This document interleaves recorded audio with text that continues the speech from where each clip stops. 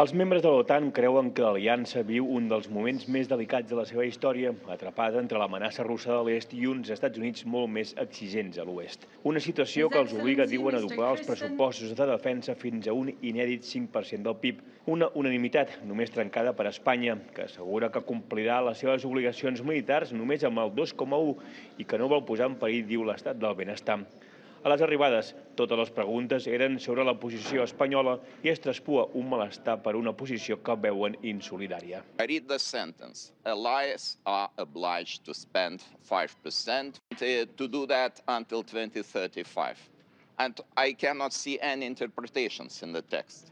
We all are obliged, and this is our common duty, to do the best.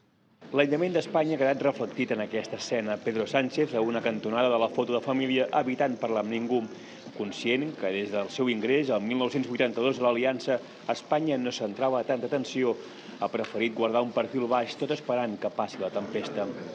Malgrat les diferències, ningú ha posat en dubte que de la Haia en surt el comunicat que consagrarà la xifra del 5%, però amb un redactat i unes garanties que Espanya considera que li donen prou flexibilitat.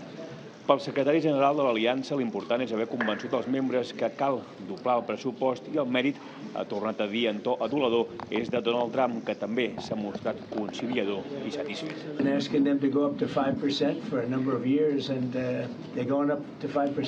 That's a big, from 2%. And a lot of people didn't even pay the 2%. So I think it's going to be very big news. NATO is going to become very strong with us. Tenir Trump satisfet i implicat amb l'OTAN era l'objectiu de la cimera i s'estaria, sembla, aconseguint.